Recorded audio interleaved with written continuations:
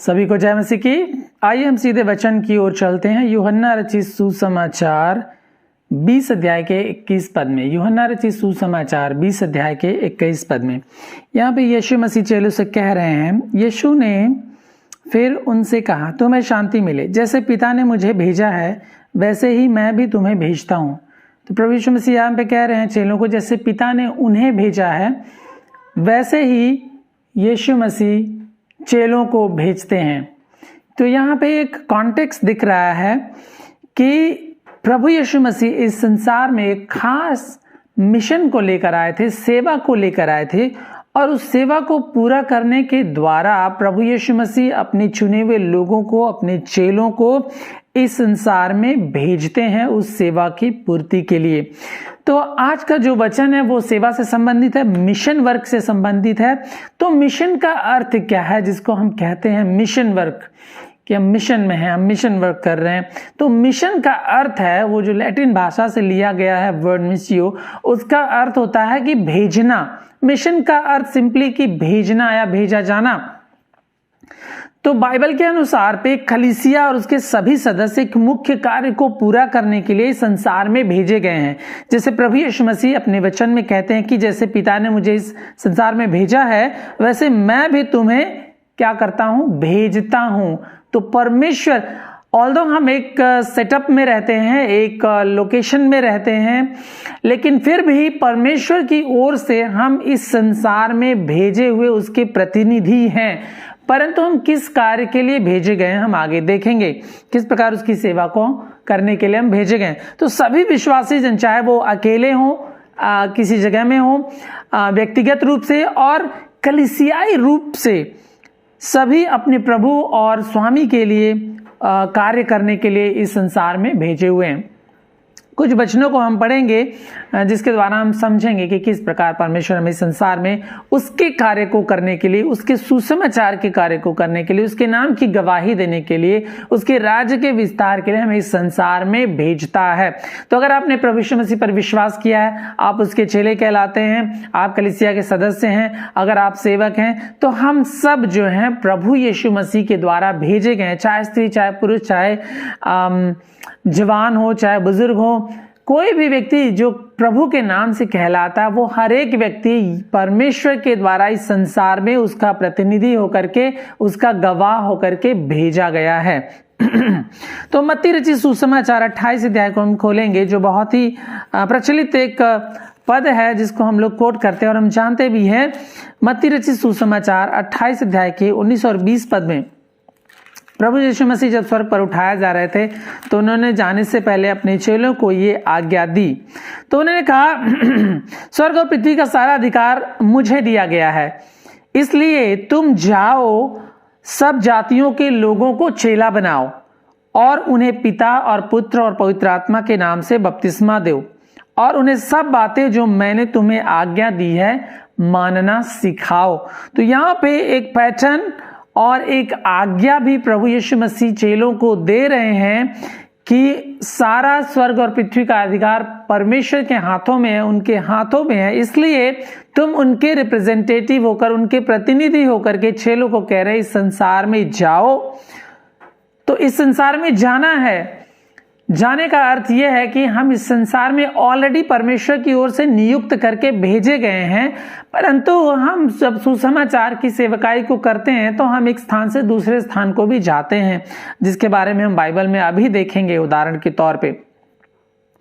तो एक स्थान से हम दूसरे स्थान पे भी जाके लोगों को सुसमाचार सुना सकते हैं, परंतु जिस स्थान में हम रहते हैं, ऑलरेडी नियुक्त किए गए हैं, वो जगह और वो स्थान, वो लोग हमें ऑलरेडी परमेश्वर की ओर से दिए गए हैं कि उस जगह में, नियुक्त जगह में जहां हम रहते हैं, लोगों के बीच में हम सुसमाचार के कार्य को पूरा करें, परमेश्वर के नाम की हम गवाही दें। तो यीशु मसीह कहते हैं तुम जाओ, सब जातियों के लोगों को क्या करो, चेला बनाओ। यहाँ पे एक डिफरेंस है, बहुत सारी कलीसियाएं जो है चेला बनाने की प्रक्रिया को दरकिनार करती हैं, परंतु भीड़ को इकट्ठा करने में वो ज्यादा इंटरेस्ट दिखाती हैं।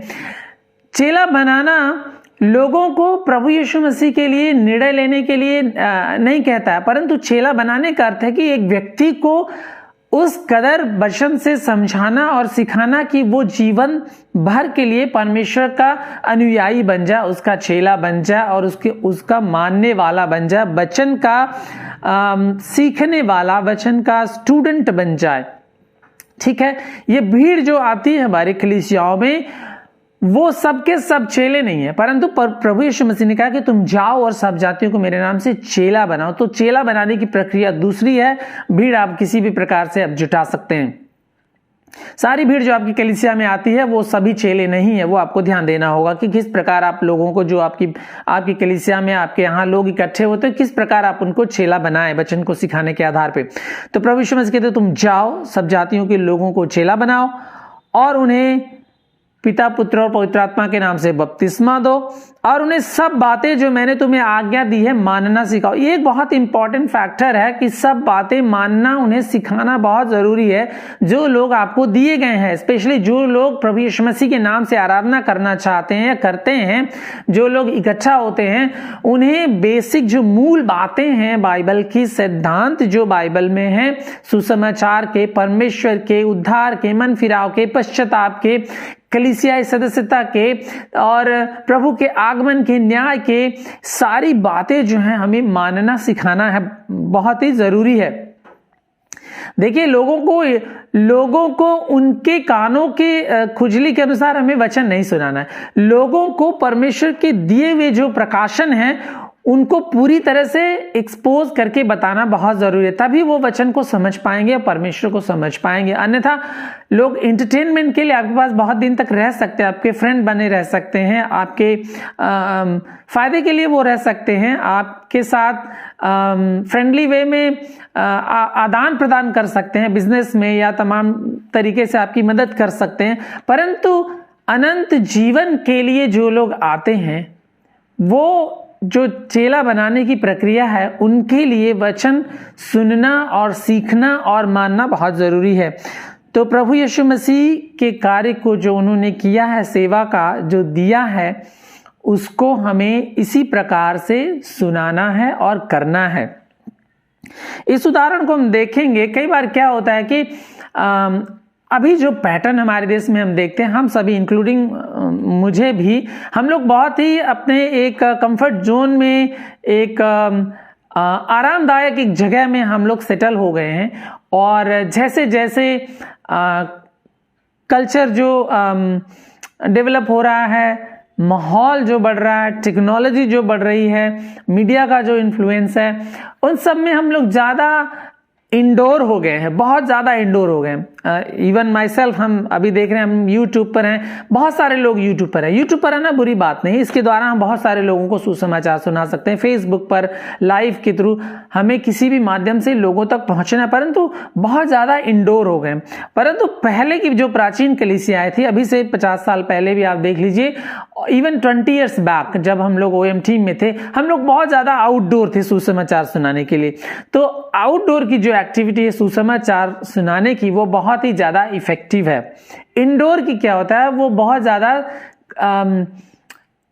कंफर्ट जोन में होता है और वो बहुत ज्यादा डिफेंसिव होता है और बहुत ज़्यादा आरामदायक होता है, बहुत प्रोटेक्टिव भी होता है। यहाँ आपके साथ कोई कन्वर्सेशन नहीं कर रहा होता, कोई आर्ग्यूमेंट नहीं कर रहा होता, कोई काउंटर क्वेश्चन नहीं कर रहा होता, आप किसी के जवाब नहीं दे रहे होते हैं, किसी को फेस नहीं कर, तो बहुत हमारे लिए बहुत आरामदायक हो जाता है। परंतु जब हम बाहर निकलते हैं और प्रेरितों को हम देखते हैं, तो वो लोगों की भीड़ में जाके, लोगों के बीच में जाके सुसमाचार को सुनाते हैं और वहाँ लोगों के साथ कन्वर्सेशन करते हैं, उनके सवालों का जवाब देते हैं, उन परमेश्वर के वचन को प्रूव करते हैं उनके बीच में, और जब जिसको समझ में आता है वो विश्वास करते हैं। तो यीशु मसीह का जो उदाहरण है चेला बनाने का, वो अपनी सेवकाई में भी हम देखते हैं उनको कि किस प्रकार वो लोगों को चेला बनाते हैं, वो आह्वान देते हैं। चेला बनाने का अर्थ है कि हम लोगों को प्रभु यीशु मसीह पर विश्वास करने के लिए आह्वान दें। मरकुस 1 अध्याय के 16 से 22 में हम पढ़ेंगे। मरकुस 1 अध्याय का 16 से 22। गलील की झील के किनारे जाते हुए उसने शमौन और उसके भाई अंद्रियास को झील में जाल डालते देखा। यीशु मसीह जब उधर से ट्रैवल कर रहे होते हैं गलील की झील के किनारे, तो शमौन और अंद्रियास को देखते हैं। तो यीशु मसीह क्या कहते हैं? यीशु ने उनसे कहा, मेरे पीछे आओ, मैं तुमको मनुष्यों के मछुए बनाऊंगा। यीशु ने कहा मेरे पीछे आओ। और हम लोग को क्या कहना है, लोगों को यीशु पर विश्वास करने का आह्वान देना है जब हम सुसमाचार सुनाते हैं। अगर हम यीशु पर विश्वास करने का आह्वान नहीं देते हैं लोगों को, तो हमारा सुसमाचार है ही नहीं। अगर हम यीशु के बारे में लोगों को बताते ही नहीं है, कई सारी कलीसियाएं आज जो मॉडर्न कलीसियाएं हैं, बहुत सारे मेगा चर्चेज हैं और इवन रोमन कैथोलिक की कलीसियाएं, न्यू अपॉस्टोलिक जो रिफॉर्मेशन की कलीसियां जो बहुत ज्यादा मिरेकल्स पर और प्रॉस्पेरिटी पर विश्वास करती है, वो कहती है आपको इन सब चीजों पर मन फिराव करने की आवश्यकता नहीं है आपको, आप बस आइए, you just feel at home, you feel comfortable. यहाँ पे म्यूजिक है, यहाँ पे एंटरटेनमेंट है, यहाँ पे कैफे है, यहाँ पे गेम्स है, यहाँ पे आपको सब मिलेगा जो आपको चाहिए। अभी भारतवर्ष में भी चार्ल्स स्टैनली की जो शिक्षाएं बहुत ज़्यादा प्रचलित हैं और उनका जो बेटा है एंडी स्टैनली, वो लोग समलैंगिकों को ओपनली इनवाइट कर रहे हैं कलीसियाओं में कि सभी लोग आमंत्रित हैं। बहुत सारी कलीसियाएं समलैंगिकों को और तमाम प्रकार के लोगों को जो मन नहीं फिराना चाहते, वो अपनी उसी दशा में, पाप की दशा में रहना चाहते, उनको भी तो इक्वली इंक्लूड करते हैं। लेकिन सुसमाचार का जो आह्वान है वो पाप से पश्चाताप करके यीशु पर विश्वास करके उसके पीछे चलने का है। तो यीशु मसीह कह रहे हैं मेरे पीछे हो लो, और इसी प्रकार वो और भी चेलों को, मत्ती को और यूहन्ना को, उनको कहते कि मेरे पीछे लो, और वो लोग उठ के उसके पीछे हो लेते, उस पर विश्वास करते हैं। प्रेरितों के उदाहरण को हम देखते हैं। जब प्रेरित लोग प्रभु पर विश्वास करके प्रभु पे उठाए जाने के बाद इकट्ठा होते हैं यरूशलेम में, तो क्या होता है, क्योंकि प्रभु यीशु मसीह ने पहले ही उनको ये वादा दिया था कि जब पवित्र आत्मा तुम पर आएगा तब तुम सामर्थ पाओगे और तुम मेरे नाम से यरूशलेम, यहूदिया और सामरिया और सारे पृथ्वी के छोर तक तुम क्या ठहरोगे, मेरे नाम से गवाह ठहरोगे। तो हमने मत्ती में देखा कि प्रभु यीशु मसीह आज्ञा दे रहे हैं कि तुम जाओ और मेरे नाम से सारी जातियों को चेला बनाओ, और यहाँ पे प्रॉमिस है कि जब पवित्र आत्मा आएगा तो वो लोग प्रभु के नाम से एक जगह में ही नहीं परंतु बहुत सारे जगहों में जाकर के यरूशलेम, यहूदिया, समारिया और पूरे पृथ्वी के छोर तक क्या करेंगे, प्रभु यीशु मसीह के नाम से गवाह ठहरेंगे। प्रभु यीशु मसीह के नाम से गवाह ठहरने का अर्थ है कि आप यीशु के नाम की गवाही दे रहे हैं। अगर हम पाप में जीवन बिता रहे हैं, हमने खुद पश्चाताप नहीं किया है, हम उस पाप के दलदल से, उस मृत्यु के बंधन से, उस परमेश्वर के न्याय से हम नहीं बचे हैं, तो हम दूसरों को किस प्रकार का सुसमाचार सुनाएंगे, दूसरों को हम किस प्रकार की गवाही देंगे, दूसरों को हम किस प्रकार के मन फिराव का सुसमाचार सुनाएंगे। उसके पास तो वो आशा ही नहीं कि उसके पापों की क्षमा हुई है या उसके पापों की क्षमा हो सकती, क्योंकि जब बहुत ज्यादा इंक्लूसिवनेस हो जाता है, प्लूरैलिटी में जहां सभी लोगों को लेकर चलने की बात होती है, और हम देखते हैं कि बहुत सारी ऐसे जो ग्रुप्स हो गए हैं, इवन बिली ग्राहम की जो संस्था है, बिली ग्राहम एसोसिएशन, वो सारे चर्चेस को इकट्ठा करते हैं, इवन मुस्लिम्स को भी इनवाइट कर लेते हैं, कैथोलिक्स को इनवाइट कर लेते हैं, मोर्मन्स को इनवाइट कर लेते हैं, जो कि परमेश्वर के वचन के खिलाफ चलते हैं, हेरेटिक्स लोग हैं और झूठे शिक्षक हैं, उनको भी एक स्टेज पे बुला करके वो एक साथ उनको लेकर के चलने की कोशिश करते। परंतु अगर इस प्रकार हम कलीसिया की स्थापना करेंगे भौतिकवाद के आधार पर, ऐसे एक न्यूट्रल ग्राउंड हम बनाएंगे वन रिलीजन के आधार पर, तो बाइबल का कोई एक्सक्लूसिव क्लेम ही नहीं रह जाएगा, क्योंकि बाइबल का जो क्लेम है वो सब धर्मों से, सब समुदायों से, सब विचारधाराओं से एकदम अलग है, एक्सक्लूसिव है। क्योंकि प्रभु यीशु मसीह कहता है कि मार्ग, सच्चाई और जीवन में बिना मेरे द्वारा कोई पिता के पास नहीं पहुंच सकता। बाइबल क्लियरली कहते हैं कि आकाश के नीचे और पृथ्वी के ऊपर मनुष्य में और कोई दूसरा नाम नहीं दिया गया जिसके द्वारा हम उद्धार पा सकें। परंतु इससे बहुत सारी संस्थाएं हैं जो लोगों को एक साथ लेकर चलने की कोशिश करें, क्योंकि उनको फायदा है। लोग आपकी कलीसिया में भीड़ आएंगे, आपको दान मिलेगा, आप प्रॉस्परस रहेंगे, इस तरह का। परंतु इस तरह की कोई सेवा हम प्रेरितों के काम में नहीं देखते हैं। परंतु सुसमाचार के बारे में हम क्या देखते हैं, यहाँ पे हम थोड़ी देर देखेंगे। यहाँ पर प्रेरितों के काम में 2 अध्याय के 47 पद में हम पाते हैं, यहाँ पे लिखा हुआ है, और परमेश्वर की स्तुति लोग करते जब इकट्ठा होते थे और सब लोग उनसे प्रसन्न थे, और जो उद्धार पाते थे उनको प्रभु प्रतिदिन उनमें से मिला देता था। तो जब सुसमाचार की सेवा शुरू हुई प्रेरितों की सेवकाई के द्वारा, और हम देखते हैं कि लोग इकट्ठा होने लगे और लोग प्रतिदिन सुसमाचार सुनने के द्वारा, जो प्रेरित लोग यीशु मसीह के नाम की गवाही देते थे, लोग कलीसिया में जुड़ने लगे। किस प्रकार से?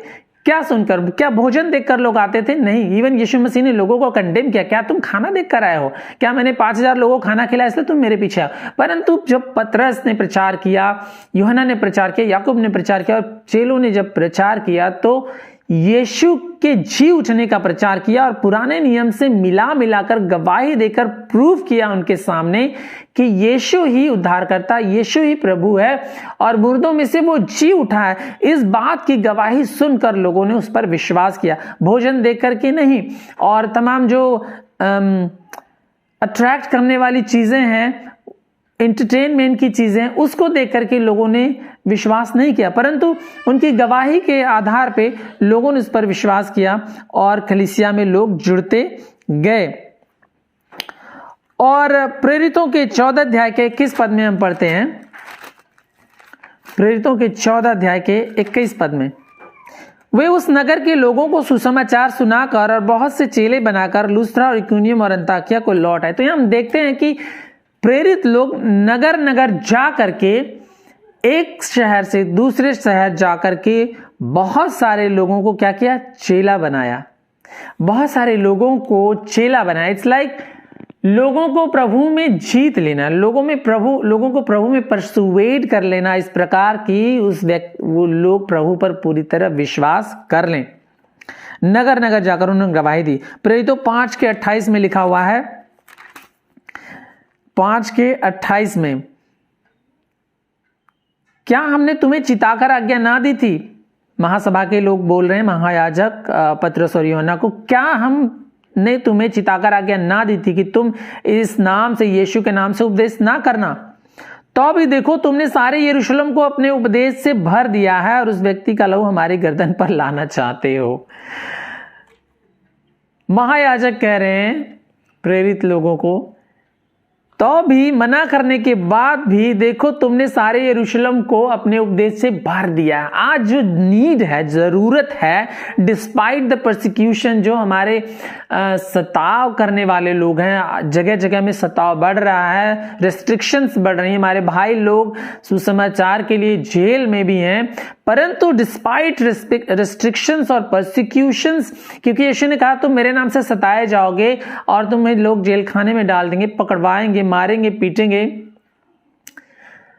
परंतु इसके बावजूद हमें जरूरत क्या है कि सुसमाचार से हमारे शहर को हम भर दें, अपने आसपास की जगहों को हम सुसमाचार से भर दें। सुसमाचार सुनाकर, गॉस्पेल डिस्ट्रीब्यूशन के द्वारा, सुसमाचार प्रचार के द्वारा, गवाहियों के द्वारा हम लोगों को छोड़े ना, उनको हम सुसमाचार के द्वारा भर दे अपनी जगहों को। प्रेरितों 17 के 6 में लिखा हुआ है, प्रेरितों 17 के 6 में, जब पौलुस जो है एफेसस में रहता था और वहां उसने वहां सुसमाचार की सेवा की, तो यहां पे लिखा हुआ है कि यहां पे लिखा हुआ है, जब पतरस को जब पौलुस को और सिलास को पकड़वाया गया था, तो लोग उनके ऊपर चिल्ला कर यह कहने लगे कि ये लोग जिन्होंने जगत को उल्टा पुल्टा कर दिया यहां भी आए हैं। उसका मतलब क्या है? ये बहुत एकदम एक्साइटिंग बात है कि पौलुस और उनके साथी जो मिशनरी थे, वो जगह जगह में जा करके इस प्रकार से उन्होंने सुसमाचार की गवाही दी, इस प्रकार से सुसमाचार की गवाही दी, प्रचार किया और पुराने नियम से लेकर यहूदियों में और अन्य जातियों को सुसमाचार सुनाया और यीशु के जी उठने की गवाही दी कि लोग जो अन्य जाति हैं वो कहने लगे कि इन लोगों ने जगत को उल्टा पुल्टा कर दिया है।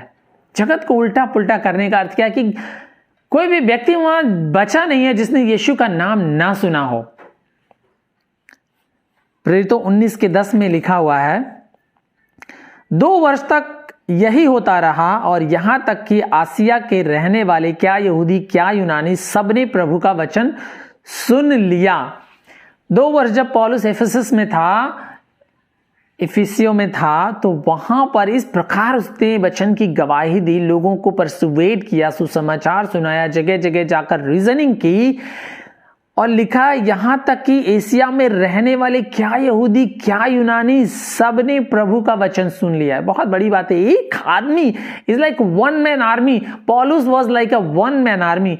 यहां पे हम इतने सारे लोग होकर के हम प्रभु का वचन अपने शहर में नहीं भर पा रहे हैं, ये हमारे लिए शर्म की बात भी है।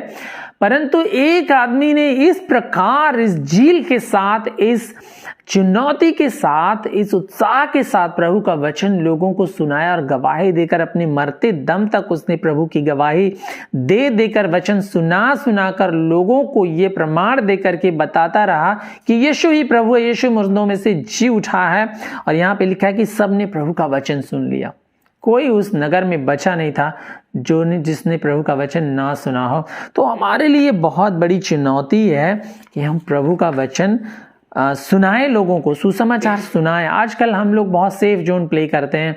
हम लोग एक दूसरे को कहते हैं सुसमाचार मत सुनाओ, ट्रैक्स डिस्ट्रीब्यूट मत करो, नहीं तो गड़बड़ हो जाएगी, अपोजिशन हो जाएगा, पकड़े जाओगे, तमाम चीज़ें। परंतु अगर हम डरते ही रहे, हम सब लोग, हमें एक दूसरे को मोटिवेट करना, उत्साहित करना है, पंप आउट करना, जील से बनना, सपोर्ट करना, प्रेयर करना है कि हम एक दूसरे के द्वारा मोटिवेट। आप देखो अंधविश्वास फैलाने वाले किस प्रकार अंधविश्वास फैला रहे हैं इस जगत में।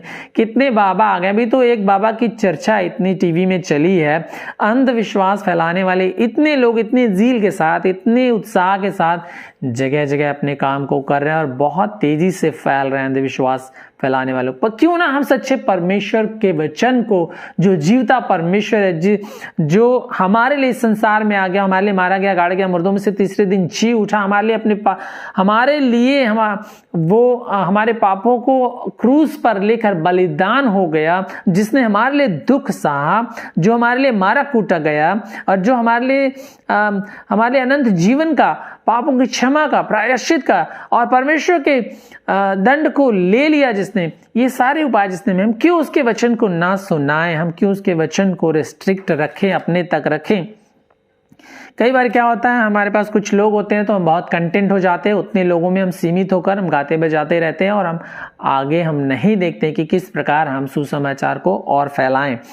तो सुसमाचार प्रचार करने की जिम्मेदारी जो है वो कलीसिया के अगुओं की भी है और विश्वासियों की भी है। दूसरा तीमुथियुस 4 अध्याय में हम देखते हैं, दूसरा तीमुथियुस 4 अध्याय के 5 पद में लिखा हुआ है, तो सब बातों में सावधान रह, दुख उठा, सुसमाचार प्रचार का काम कर और अपनी सेवा को पूरा कर। पुलपिट से भी हम सुसमाचार प्रचार कर सकते हैं और करना आवश्यक है। जब आप सिद्धांतों को भी प्रचार कर रहे होते हैं, उसमें भी आप सुसमाचार सुनाइए, क्योंकि आपकी कलीसिया में आपके लोग आते हैं, नए लोग हमेशा आते हैं और आपको सुसमाचार सुनाने का हमेशा अवसर रहता है। परंतु बाहर जाकर भी हम लोगों के बीच में सुसमाचार सुना सकते हैं, पर पुलपिट पे जो लोग हैं, जो सेवक हैं, उनको भी सुसमाचार सुनाना आवश्यक है। हम एक ही दो ही टाइप के वचन को हम लेकर बैठे ना रहें और लोगों को एंटरटेन ना करते रहे। विश्वास कर लो, आशीष पाओगे, दान दे दो, आशीष पाओगे, तुम चंगे हो जाओगे, विश्वास कर लो, इतने में सीमित ना रहें। परंतु हम परमेश्वर के वचन को पूरी तरह, जिस प्रकार ने प्रभु ने कहा, मानना हम सिखाएं और उसमें सुसमाचार प्रचार करना बहुत ही आवश्यक है। और व्यक्तिगत रूप से भी लोगों को जिम्मेदारी दी गई है। पहला पत्रस 3 अध्याय के 15 पद में, पहला पत्रस 3 अध्याय के 15 पद में लिखा हुआ है कि पर मसीह को प्रभु जानकर अपने अपने मन में पवित्र समझो। जो कोई तुमसे तुम्हारी आशा के विषय में कुछ पूछे, उसे उत्तर देने के लिए सर्वदा तैयार रहो।